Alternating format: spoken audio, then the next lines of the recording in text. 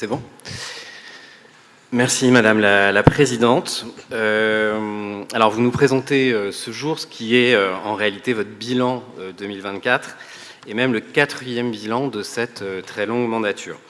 On en aura encore 3 avant les prochaines élections régionales de 2028. Donc autant dire que ce bilan est votre bilan de mi-mandat et qu'il présente la réalité des politiques que vous menez, qu'il s'agisse de trajectoire budgétaire globale ou bien de leur déclinaison en politique opérationnelle. Je ne surprendrai personne en exprimant au nom de mon groupe la profonde insatisfaction que nous ressentons à la lecture de ce bilan, et c'est ce que je vais développer dans les points suivants. Pourtant, et je le rappelle à chaque fois, avec 2,33 milliards de recettes, emprunt compris, 1,33 milliard de dépenses de fonctionnement, et cette année 2024, plus de 900 millions de dépenses d'investissement, ce CFU montre une nouvelle fois l'importance capitale de notre collectivité et sa capacité à faire pour les territoires et les familles en Normandie. La question est donc, qu'avez-vous fait de cette capacité à agir ? Le premier constat, et ce sera mon premier point pour ce bilan, c'est que on a une collectivité régionale qui en fait pâtit d'une gestion dogmatique et erratique. La première constatation qu'on peut faire, c'est que ce budget 2024 marque un retour à la normale dont vous n'avez pas profité lors de cette année. Après un budget 2023 marqué par la baisse des recettes et une hausse des dépenses qui étaient des éléments conjoncturels du fait des différentes crises, le BP 2024 avait été conçu de façon prudentielle, ce qui pouvait s'entendre, en intégrant les mêmes contraintes. Le problème, c'est que dans l'année 2024, les délibérations budgétaires auraient pu vous permettre de conduire à adapter l'exécution de ce budget. Ainsi, pour citer quelques exemples, vous auriez pu prévoir la hausse des recettes avec les mesures prises sur les cartes grises, mesures qu'on avait portées.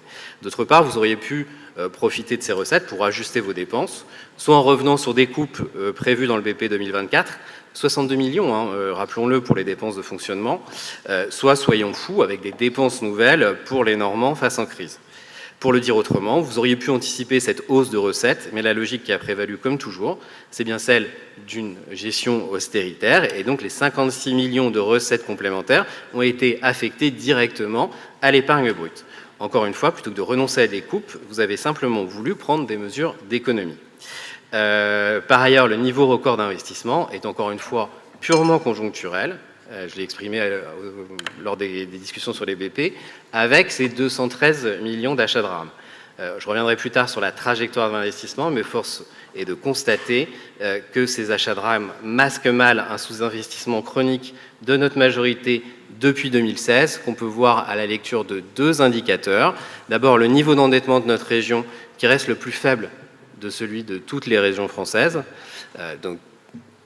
Voilà. Et deuxièmement, les variations annuelles des dépenses d'investissement hors dette, rappelons-le, 2022, 562 millions, 2023, 850, 2024, 816, et on redescend 2025 à 710 millions après le BS. En réalité, on le voit bien, on a 700 millions en moyenne, et tout ça en plus avec cet effet achat de rame qui évidemment augmente très fortement cette moyenne. Donc ce niveau, encore une fois, ce niveau effectivement d'investissement est purement conjoncturel. Ce qui frappe ensuite à la lecture de ce CFU, c'est que pour une majorité qui se veut centriste, on a vraiment effectivement une orientation extrêmement libérale dans ces grandes orientations. Tout simplement parce que vous n'utilisez pas votre capacité à agir en matière de dépenses de fonctionnement pour jouer un rôle d'amortisseur social. On vous l'avait déjà dit, vous auriez pu proposer des mesures à destination des familles, vous auriez pu essayer de limiter l'impact de la crise économique, même des licenciements, vous avez fait des propositions, et à chaque fois, vous avez refusé les propositions qui vous étaient faites. Et même, vous avez fait l'inverse, puisque vous avez augmenté les tarifs pour les cantines, vous avez augmenté les tarifs pour les transports scolaires, et à nouveau, cette année, pour les familles, le coût sera encore extrêmement fort pour cette rentrée. Et donc, vous ne le faites pas, et vous ne le faites pas pourquoi ? Encore une fois, pour faire des économies, parce que ce qu'on constate, c'est que chaque année, les recettes de fonctionnement augmentent, mais que vous vous en servez uniquement pour augmenter l'épargne brute. Et malgré tout, je voudrais quand même revenir sur cet aveuglement idéologique et aussi une certaine forme de sectarisme. Je voudrais rappeler ce qui s'est passé avec la question des cartes grises. Dès 2023, on vous a proposé justement d'ajuster le montant de cette taxe sur les cartes grises. Vous avez refusé nos amendements et le résultat, c'est qu'on a perdu sur une année au moins 40 millions de recettes sur cette augmentation qui aurait pu être faite. Et je ne reviendrai pas sur l'exemple qu'on a eu tout à l'heure sur les ITE. Et sinon, ce qu'on voit, et j'aimerais revenir pour terminer ce premier point sur la question de la trajectoire d'investissement, c'est qu'effectivement, on est à la fois sous contrainte et à la fois dans une trajectoire erratique. D'abord parce que vous avez refusé d'investir de façon planifiée depuis les débuts de votre premier mandat quand les circonstances étaient favorables, c'est-à-dire quand les taux d'intérêt étaient attractifs et qu'on aurait pu contenir la dette. Et ensuite, vous avez maintenant des financements qui restent à l'encontre des transitions et des grandes transitions qui seraient utiles pour notre région. La Normandie est à la fois la région la moins endettée de France, ce qui encore une fois prouve le sous-investissement, mais c'est aussi la région dont l'encours de dette a augmenté le plus rapidement et le plus spectaculairement à l'occasion de ce que j'évoquais tout à l'heure sur les achats de rames, avec plus 380 millions l'année dernière. C'est bien la preuve que cette trajectoire n'est ni soutenable ni planifiée, et que quand on regarde les trajectoires des régions à 3 millions d'habitants, on est plutôt à plus 100 millions l'année dernière. Et puis, si on regarde les crédits pluriannuels, faites l'exercice de regarder ce qu'il en est, vous verrez que ce qui est programmé et ce qui est programmé dès l'exercice de 2024, c'est bien un effondrement des dépenses d'investissement que j'ai commencé à évoquer. D'abord parce que je rappelle qu'on a bien 574,8 millions d'AP qui ont été votés en 2024, avec 70 millions pour le projet Arcade. Donc en fait, on arrive à peine à 100 millions. Donc on divise quasiment par deux d'un exercice sur l'autre les montants d'investissement. De la même façon, et puis l'année précédente, rappelons-le, on était à 1 milliard, 173 millions, certes avec les contrats de territoire, mais c'était quand même un montant tout autre.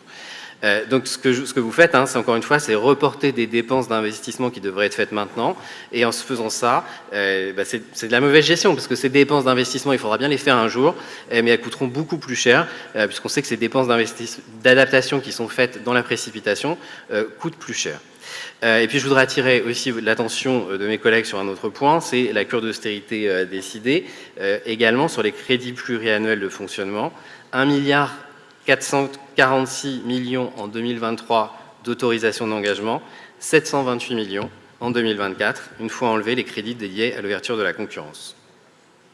On a donc bien un programme qui se dessine pour les années à venir. Second constat, et ça c'est vraiment une différence effectivement d'appréciation et une différence politique que nous avons avec vous et qu'on assume évidemment, c'est qu'on considère que ce qui est fait aujourd'hui engage notre collectivité dans une trajectoire qui est néfaste finalement et qu'une mandature avec une autre orientation aurait même du mal à corriger. Et à ce titre, les dépenses de fonctionnement 2024 interrogent et mériteraient aussi une présentation plus transparente. Je pense évidemment aux dépenses qui sont liées au programme 3NC qu'on retrouve éparpillé façon puzzle dans toute la délibération. Et je renouvelle notre demande de jaune budgétaire nucléaire. J'ai cru comprendre que vous y aviez accédé et qu'il était question d'une présentation globale des dépenses de la région en faveur du nucléaire dans les années à venir. On ne l'a pas, donc je réitère cette demande, parce qu'il nous semble que non seulement c'est une erreur stratégique du point de vue de la politique énergétique, mais qu'en plus c'est une impasse financière dans laquelle vous êtes en train de conduire notre région.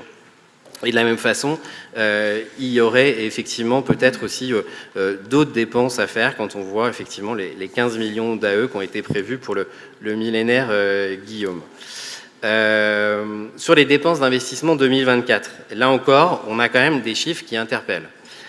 Moi, je veux dire, alors après, vous allez dire, oui, mais quand même, vous êtes catastrophiste, etc., etc. Mais quand on regarde, 40 millions pour les routes avec plus 19 millions par rapport à 2023. 155 millions pour les lycées, en baisse de 50 millions, dont 7,9 millions seulement pour l'optimisation de la performance énergétique, avec là aussi une baisse de 3,7 millions.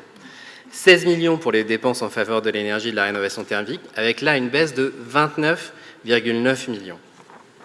Et quand on regarde les autorisations de programme, donc pour ce qui est devant nous, on a 20,27 millions pour la rénovation des lycées, soit, soyons clairs, l'abandon d'un PPI rénovation énergétique pour les lycées. Ce n'est pas avec 20 millions que vous pouvez enclencher ce chantier pour la région. Et puis, je rappellerai, il y a quand même un 6,79 millions pour le réaménagement des gares et des infrastructures ferroviaires. Et ce qu'on est déjà en train de constater pour les usagers des différentes lignes, c'est une dégradation programmée des conditions de circulation des trains. Et on a bien devant nous un choc de sous-investissement à venir dans cette fin de mandature. Pourtant, et j'aimerais terminer sur une note positive, oui. J'aimerais terminer, Madame la Présidente. Pardon ? Il vous reste 30 secondes de temps. Oh non, il n'y a pas de temps, il n'y a pas de temps sur les. Voilà. Et je vous promets, je termine. Et j'aimerais terminer sur justement, d'abord en saluant le volontarisme de la région et le travail des services sur la question du budget vert.